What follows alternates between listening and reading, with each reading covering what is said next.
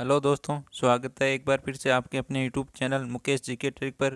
और आज का ये सेशन एसएससी जीडी भर्ती परीक्षा 2024 के लिए बहुत ही महत्वपूर्ण सेशन रहने वाला है। इसमें हम जीके के क्वेश्चन के बारे में बात करेंगे जो एग्ज़ाम की दृष्टि से बहुत ही इम्पोर्टेंट क्वेश्चन होंगे। और आज का हमारा ये पहला सेशन रहेगा, पार्ट 1 रहेगा। चलो सेशन शुरू करते हैं। तो अभी तक आपने हमारे चैनल को सब्सक्राइब नहीं किया हो तो चैनल को सब्सक्राइब जरूर कर ले और आज के इस सेशन को लाइक ज़रूर कर देवे। तो पहला क्वेश्चन आपके सामने,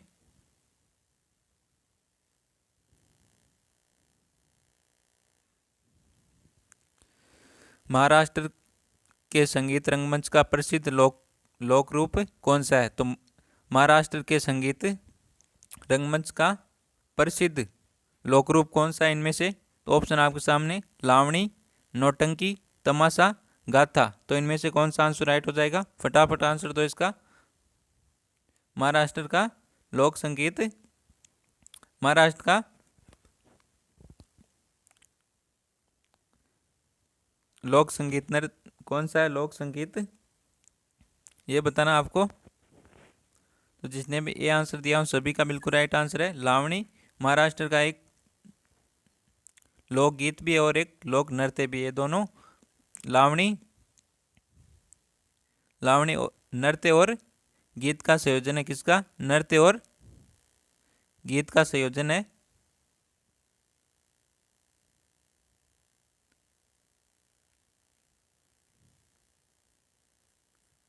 नृत्य और गीत का संयोजन है लावणी। और ये महाराष्ट्र में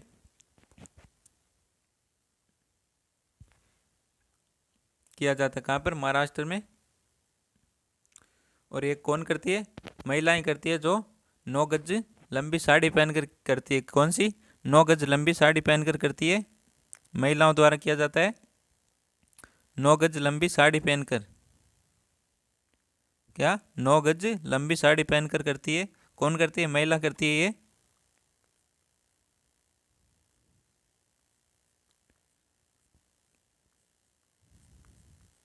न- 9 गज लंबी साड़ी पहनकर करती है ये।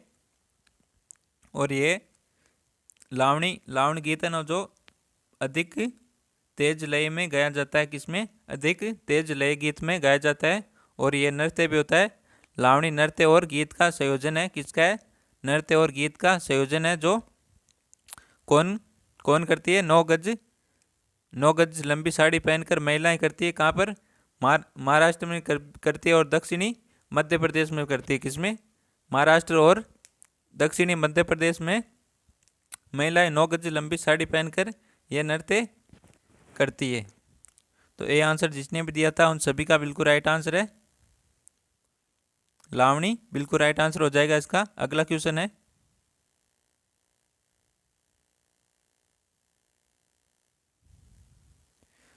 निम्न निम्न में से किस नृत्य शैली में कथा या भाव हमेशा महाभारत या रामायण से लिया जाता है? तो इनमें से किस नृत्य शैली में कथा भाव हमेशा महाभारत और रामायण से लिया जाता है? ऑप्शन है ओडिसी, भरतनाट्यम, कुचिपुड़ी और मोहिनीअट्टम। तो इनमें से कौन सा आंसर राइट हो जाएगा? किस नृत्य शैली में कथा या भाव हमेशा महाभारत और रामायण से लिया जाता है? तो इसका आंसर क्या हो जाएगा? फटाफट आंसर दो। और सभी का बिल्कुल राइट आंसर आना चाहिए। और सभी ने बिल्कुल राइट आंसर दिया है। सी आंसर सभी का बिल्कुल राइट आंसर है।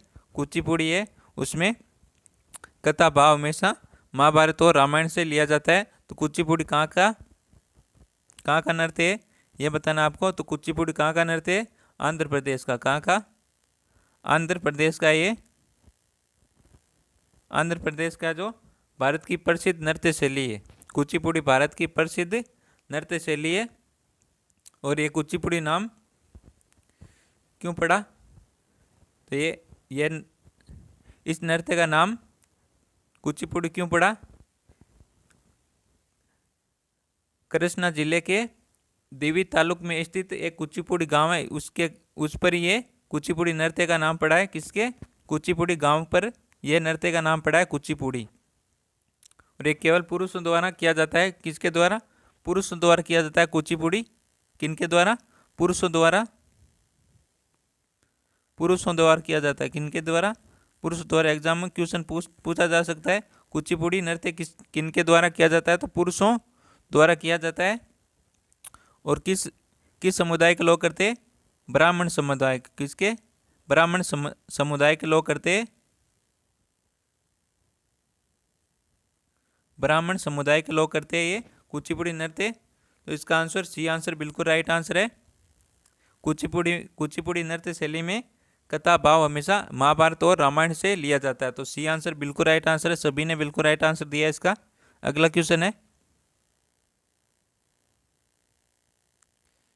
क्वेश्चन है। कबीर हिंदी की किस स्थानीय भाषा में लिखते थे? तो कबीर हिंदी की किस स्थानीय भाषा में लिखते थे? ऑप्शन आपके सामने। अवधी में, भोजपुरी में, ब्रज भाषा में या मैथिल में। इनमें से कौन सा आंसर राइट हो जाएगा? कबीर हिंदी की किस स्थानीय भाषा में लिखा करते थे? फटाफट आंसर दो इसका।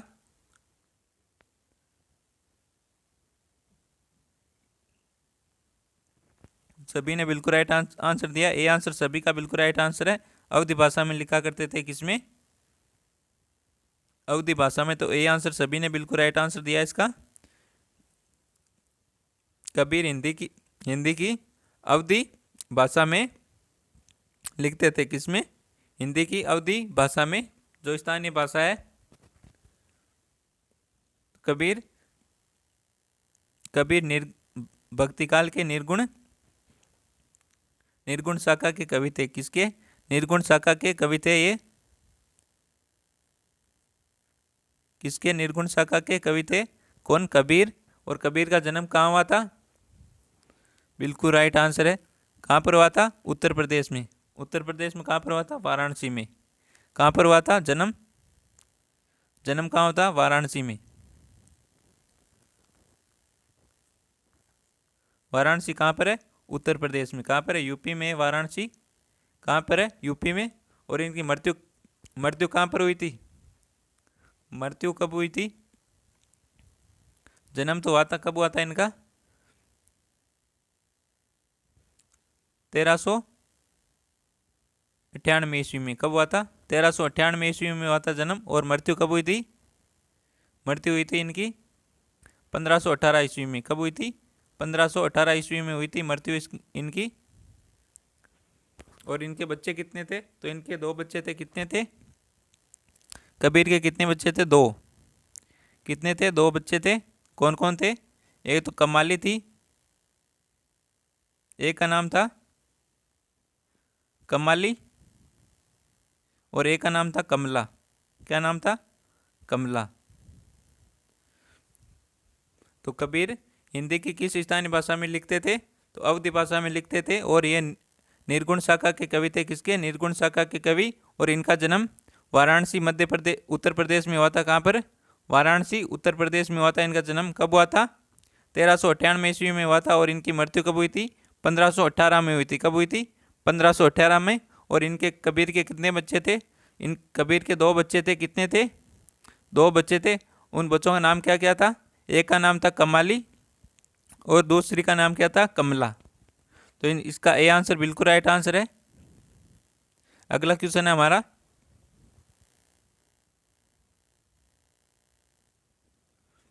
सितार और वीणा पर बजाए गए एक ही स्वर में किसमें अंतर होता है? तो सितार और वीणा पर बजाए गए एक ही स्वर में किसका अंतर होता है? ऑप्शन है तारतम्य का, गुणवत्ता का, तारतम्य और गुणवत्ता दोनों का, इन दोनों में से किसी का नहीं। तो इनमें से कौन सा आंसर राइट हो जाएगा? सितार और वीणा पर बजाए गए एक ही स्वर में किसका अंतर होता है, ये बताना आपको। तो फटाफट आंसर दो इसका। क्या आंसर हो जाएगा? सितार एक फारसी भाषा का शब्द है। किसका? फारसी भाषा का शब्द है ये।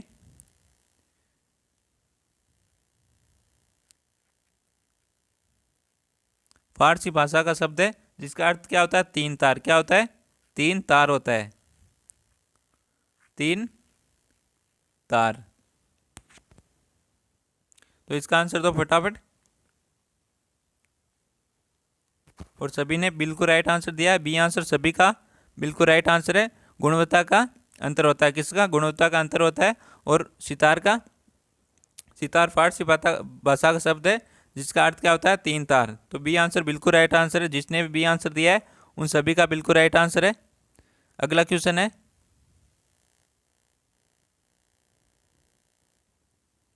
अगला क्वेश्चन है, एक एक ही स्थान पर लगने वाले 2 महाकुंभ मेलों के बीच कितना अंतराल होता है? तो एक ही स्थान पर लगने वाले 2 महाकुंभ मेलों के बीच कितना अंतराल होता है? ऑप्शन आपके सामने, 6 वर्षों का, 10 वर्षों का, 12 वर्षों का या फिर 15 वर्षों का। तो इनमें से कौन सा आंसर राइट हो जाएगा? महाकुंभ मेला कितने वर्षों में एक बार बढ़ता है ये बताना आपको, और ये भी बताना है ये मेला कहाँ पर बढ़ता है।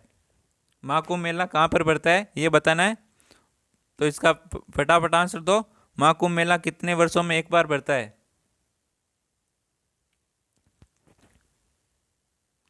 तो सभी ने बिल्कुल राइट आंसर दिया। सी आंसर सभी का बिल्कुल राइट आंसर है। 12 वर्षों में एक बार बढ़ता है। कब? 12 वर्षों में, 12 वर्षों के अंतराल बढ़ता है। 12 वर्षों के अंतराल बढ़ता है ये मेला। जो कहाँ पर बढ़ता है? बताओ कहाँ पर बढ़ता है? और विकास जी ने बिल्कुल राइट आंसर दिया है, प्रयागराज। कहाँ पर? प्रयागराज में बढ़ता है। कहाँ पर? कहाँ पर बढ़ता है? प्रयागराज में। प्रयागराज, हरिद्वार। कहाँ पर है? प्रयागराज, हरिद्वार। और कहाँ पर बढ़ता है? नासिक में भी बढ़ता है ये मेला, नासिक और उज्जैन में भी। नासिक और उज्जैन में भी बढ़ता है ये मेला। और 12 वर्षों में एक बार मेला बढ़ता है। और ये कहाँ पर बढ़ता है? प्रयागराज, हरिद्वार। और 12 वर्षों में एक बार बढ़ता है। और नासिक और उज्जैन में भी बढ़ता है। तो कहाँ कहाँ पर बढ़ता है? प्रयागराज, हरिद्वार और नासिक और उज्जैन में बढ़ता है। और 12 वर्षों में एक बार बढ़ता है। तो सी आंसर बिल्कुल राइट आंसर है इसका। जिसने भी सी आंसर दिया उन सभी का बिल्कुल राइट आंसर है। अगला क्वेश्चन है हमारा, अगला क्वेश्चन है, निम्न में से कौन हिंदुस्तानी शास्त्रीय वाक संगीत में सुविख्यात है? तो इनमें से कौन है जो हिंदुस्तानी शास्त्रीय वाक संगीत में सुविख्यात है? तो ऑप्शन आपके सामने, शोभना नारायण, एम.एस. सुब्बलक्ष्मी, पंडित जसराज, एम.एस. गोपाल कृष्ण। तो इनमें से कौन सा आंसर राइट हो जाएगा? फटाफट आंसर दो। तो एक बार सेशन को लाइक करो। अभी भी सेशन की लाइक संख्या बहुत कम है, तो एक बार सेशन को लाइक करो और अपने दोस्तों के साथ शेयर करो सेशन को। फटाफट अपने दोस्तों के साथ शेयर करके आओ सेशन को। और इसका आंसर क्या हो जाएगा? फटाफट आंसर दो इसका। कौन हिंदुस्तानी शास्त्रीय वाक संगीत में सुविख्यात है ये बताना आपको। तो फटाफट आंसर दो इसका। क्या आंसर हो जाएगा? तो जिसने भी बी आंसर दिया उन सभी का बिल्कुल राइट आंसर है, एम.एस. सुब्बलक्ष्मी। तो बी आंसर जिसने भी दिया उन सभी का बिल्कुल राइट आंसर है। कौन है? एम.एस. सुब्बलक्ष्मी, जो हिंदुस्तानी शास्त्रीय वाक संगीत में सुविख्यात है। तो इसका बी आंसर बिल्कुल राइट आंसर है। जिसने भी बी आंसर दिया उन सभी का बिल्कुल राइट आंसर है। अगला क्वेश्चन है हमारा,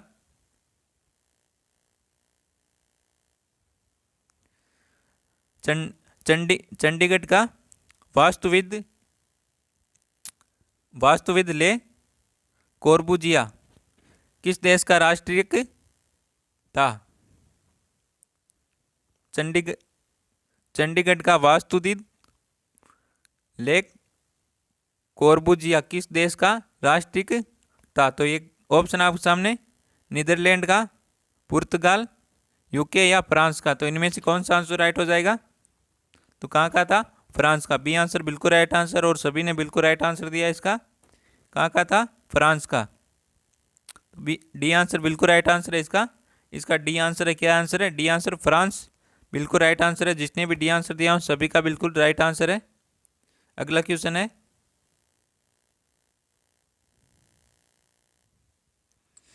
प्रसिद्ध वायलिन वादक कौन है? तो इनमें से प्रसिद्ध वायलिन वादक कौन है ये बताना आपको। ऑप्शन आपके सामने, प्रोफेसर टी.एन. कर्सन, सोनल मानसिंह, परवीन सुल्ताना, अमृता शेरगिल। तो इनमें से कौन सा आंसर राइट हो जाएगा? निम्नलिखित में से प्रसिद्ध वायलिन वादक कौन है? तो वायलिन कौन बजाते थे ये बताना आपको। तो फटाफट आंसर दो इसका। सभी का बिल्कुल राइट आंसर आना चाहिए। और आंसर भी आ रहे, ए आंसर आ रहा है, सी भी आंसर आ रहा है, डी भी आंसर आ रहा है। ज़्यादातर ए आंसर आ रहा है और सी भी आंसर आ रहा है ना। तो इसका राइट आंसर क्या हो जाएगा? इसका राइट आंसर हो जाएगा ए आंसर। ए आंसर जिसने भी दिया उन सभी का बिल्कुल राइट आंसर है। प्रसिद्ध वायलिन वादक कौन है? प्रोफेसर टी एन कर्सन। कौन है? प्रोफेसर टी एन कर्सन। तो ए आंसर जिसने भी दिया उन सभी का बिल्कुल राइट आंसर है। अगला क्वेश्चन है हमारा, अगला क्वेश्चन है पुष्कर मेले का आयोजन कहाँ होता है? तो पुष्कर मेले का आयोजन कहाँ होता है? ऑप्शन है आपके सामने, जोधपुर में, अजमेर में, जयपुर में, उदयपुर में। उदयपुर को क्या कहा जाता है? झीलों की नगरी। क्या कहा जाता है? झीलों की नगरी कहा जाता है उदयपुर को, झीलों की नगरी। और जयपुर को क्या कहा जाता है? Pink city. क्या कहा जाता है? पिंक सिटी, गुलाबी नगरी, पिंक सिटी कहा जाता है।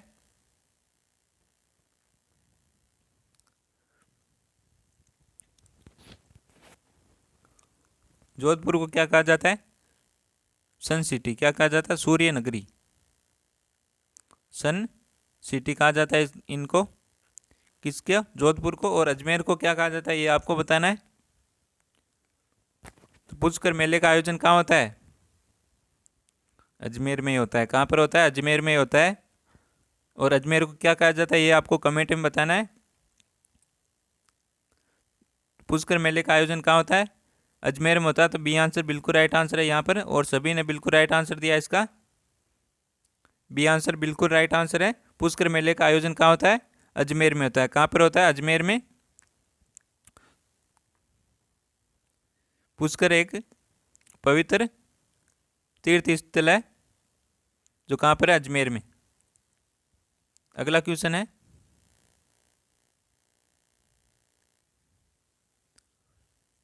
यामिनी राय ने कला के किस क्षेत्र में नाम कमाया? तो यामिनी राय ने कला के किस क्षेत्र में अपना नाम कमाया था?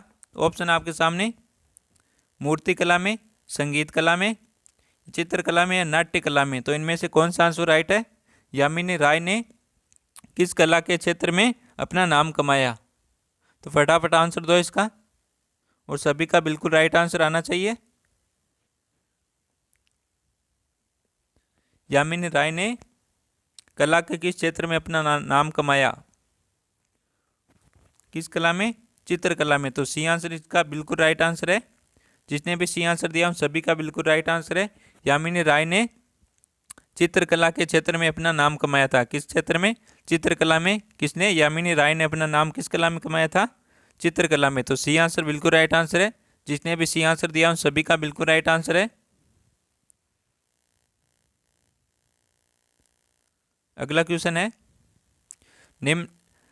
निम्न में से कौन भारतीय संगीत के ठुमरी रूप को लोकप्रिय बनाने के लिए नहीं जाना जाता? तो इनमें से कौन है जो भारतीय संगीत के ठुमरी रूप, कौन सा ठुमरी रूप को लोकप्रिय बनाने के लिए नहीं जाना जाता? ऑप्शन है आपके सामने, तानसेन, अमीर खुसरो, नवाब वाजिद अली शाह, सिद्धेश्वरी देवी।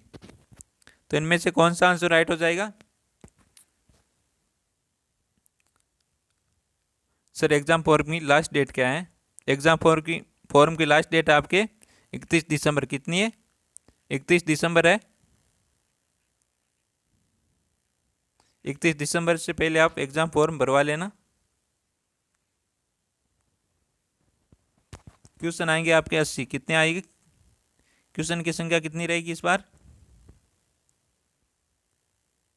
80 क्वेश्चन आएंगे और 160 नंबर के होंगे। कितने के? 160 के। और इसका आंसर दो फटाफट, आप तो फटाफट आंसर दो। हाँ, लास्ट डेट 31 दिसंबर है। और क्वेश्चन आएंगे आपके 80 जो कितने नंबर के होंगे? 160। नेगेटिव मार्किंग हाँ रहेगी, नेगेटिव मार्किंग कितनी रहेगी? 1/2 रहेगी। 2 क्वेश्चन गलत होने पर आपके 1 नंबर काटा जाएगा। कितना? 1 नंबर काटा जाएगा। नेगेटिव मार्किंग को आपको ध्यान में रखनी है, टिप्पे नहीं मारने, ऐसे तुक्के नहीं मारने हैं ना एग्जाम में। यहाँ पर तो तुक्के मार रहे हो आप, कहीं तो ऐसे तुक्के मारे और बता रहे क्वेश्चन के आंसर।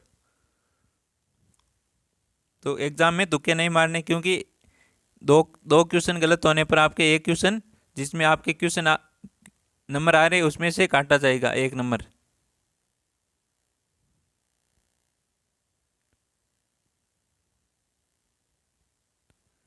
फटाफट आंसर दो इसका, क्या आंसर हो जाएगा? बी आंसर बिल्कुल राइट आंसर हो जाएगा इसका, अमीर खुसरो।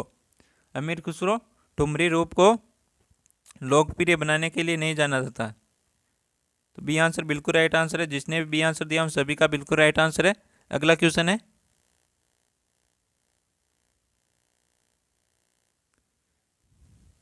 निम्न निम्न में से किसे विश्व कला संग्रहों का भंडार कहा जाता है? तो इनमें से किसे विश्व कला संग्रहों का भंडार कहा जाता है? ऑप्शन है भारत का राष्ट्रीय अभिलेखागार, राष्ट्रीय संग्रहालय, राष्ट्रीय आधुनिक कला दीर्घा,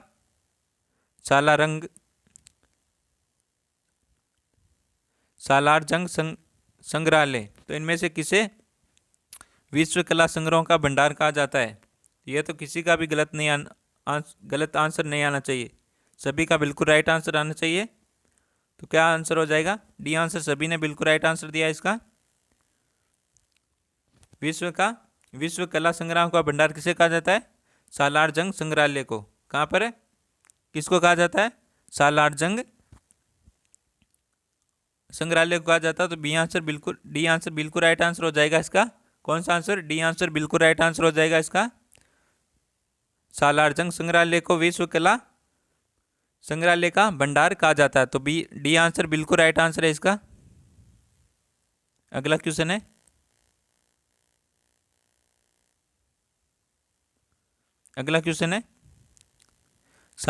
सालारजंग संग्रहालय कहाँ स्थित है? सालारजंग संग्रहालय कहाँ स्थित है? ऑप्शन आपके सामने, हैदराबाद में, जयपुर में, लखनऊ में, मुंबई में।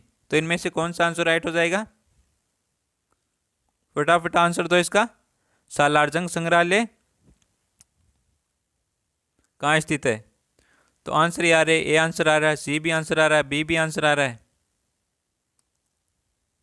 ए कह रहा है सर बी को लॉक कर दो। हैं, बी को लॉक करने से कैसे चलेगा भाई? तो अभी बी को लॉक नहीं करना है, ए ऑप्शन को लॉक करना है। तो ए आंसर जिसने भी दिया उन सभी का बिल्कुल राइट आंसर है। सालारजंग संग्रहालय कहाँ पर है? हैदराबाद में। कहाँ पर है? हैदराबाद में। तो ए आंसर जिसने भी दिया उन सभी का बिल्कुल राइट आंसर है। अगला क्वेश्चन है हमारा,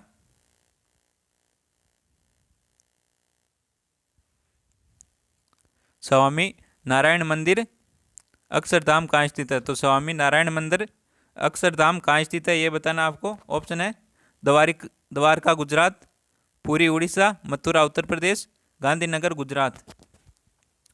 तो स्वामी नारायण मंदिर अक्षरधाम कहाँ स्थित है ये बताना आपको। हाँ सर, बीबी को लॉक करोगे तो रोटियां कौन बना कर देगा? सही है भाई, तो बीबी को लॉक नहीं करना है। तो इसका आंसर क्या हो जाएगा? फटाफट आंसर दो इसको।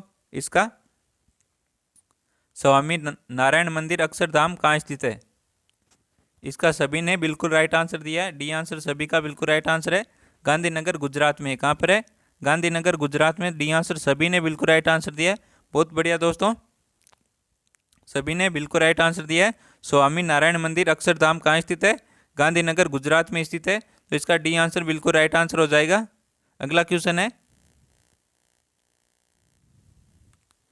फायरे फायरे किस जनजाति का रणघोष है? तो फायरे फायरे किस जनजाति का रणघोष है? ऑप्शन आपके सामने, भील का, ग्रासिया का, डामोर का या मीणा का। तो इनमें से कौन सा आंसर राइट हो जाएगा? फायरे फायरे किस जनजाति का रणघोष है? फटाफट आंसर दो इसका। फायरे फायरे किस जनजाति का रणघोष है? तो ऑप्शन आपके सामने भील, ग्रासिया, डामोर और मीणा। तो इनमें से कौन सा आंसर राइट हो जाएगा? ये आंसर बिल्कुल राइट आंसर हो जाएगा इसका।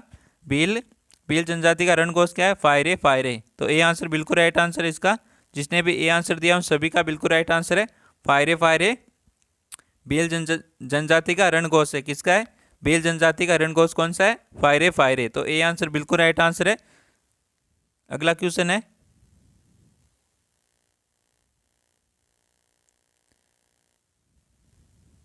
कौन सा वाद्य यंत्र बिना तार का है? तो कौन सा वाद्य यंत्र बिना तार का है ये बताना आपको। तो ऑप्शन आपके सामने गिटार, सितार, ट्रम्पेट, वायलिन। तो इनमें से कौन सा आंसर राइट हो जाएगा? वायलिन। तो फटाफट आंसर दो इसका। निम्न में से कौन सा वाद्य यंत्र बिना तार का है? तो किस वाद्य यंत्र में कोई तार नहीं होता है?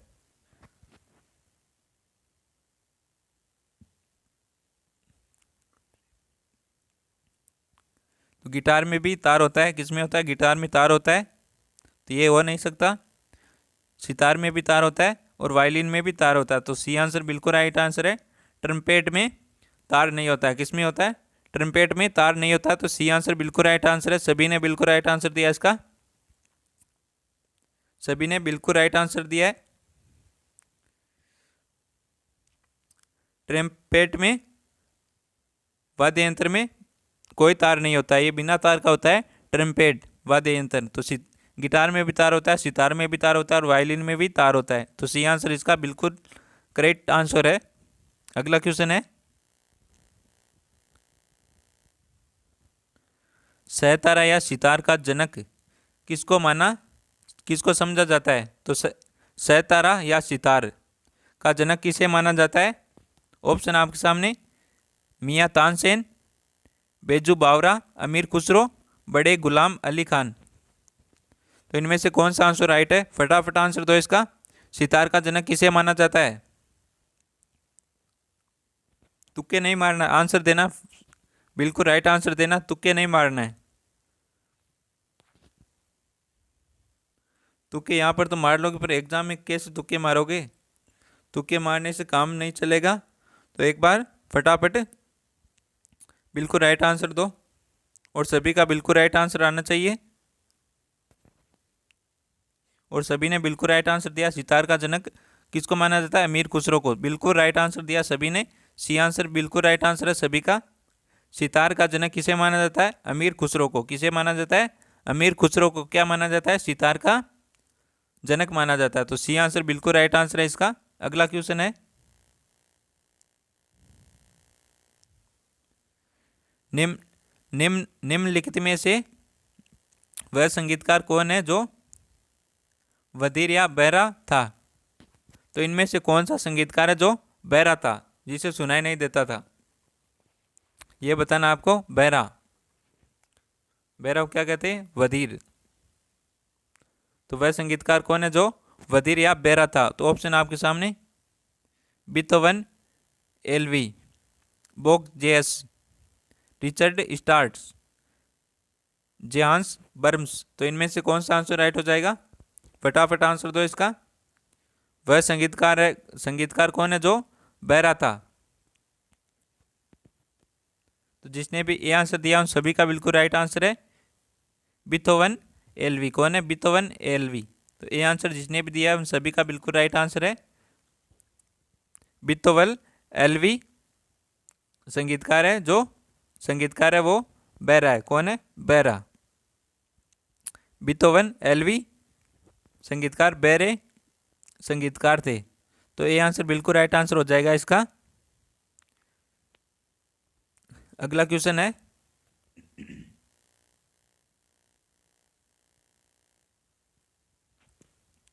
निम्न में से किस स्थान पर भारतीय विरासत की लघु चित्रकारी का विकास हुआ? तो इनमें से किस स्थान पर भारतीय विरासत की लघु चित्रकारी का विकास हुआ था? ऑप्शन है गुलेर, मेवाड़, बूंदी या किशनगढ़। तो इनमें से कौन सा आंसर राइट हो जाएगा?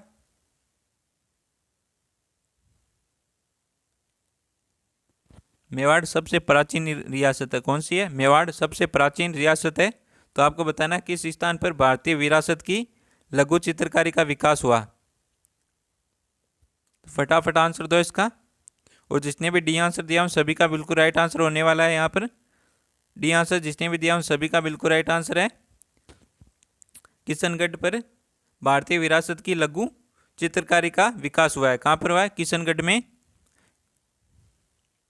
किशनगढ़ में भारतीय विरासत की लघु चित्रकारी का विकास हुआ है। तो डी आंसर बिल्कुल राइट आंसर है यहाँ पर।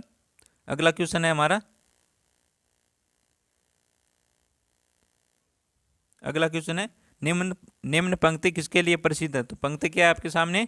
पंक्ति है चुंडावत मांगे सेनानी सर काट दे दियो छतरानी। तो ये पंक्ति किसके लिए प्रसिद्ध है? कौन सी पंक्ति है? चुंडावत मांगे सेनानी सर काट दे दियो छतरानी। तो ऑप्शन है शैल कंवर, आनंद कंवर, रूप कंवर, विजय कंवर। तो इनमें से कौन सा आंसर राइट है? चुंडावत मांगे सेनानी सर काट दे दियो छतरानी। ये पंक्ति किसके लिए प्रसिद्ध है? फटाफट आंसर दो। इसका आंसर किसी का भी गलत नहीं आना चाहिए। चुंडावत मांगे सेनानी सर काट दे दियो छतरानी। तो यह पंक्ति किसके लिए प्रसिद्ध है? ये आंसर सभी ने बिल्कुल राइट आंसर दिया इसका। शैल कंवर के लिए। किसके लिए?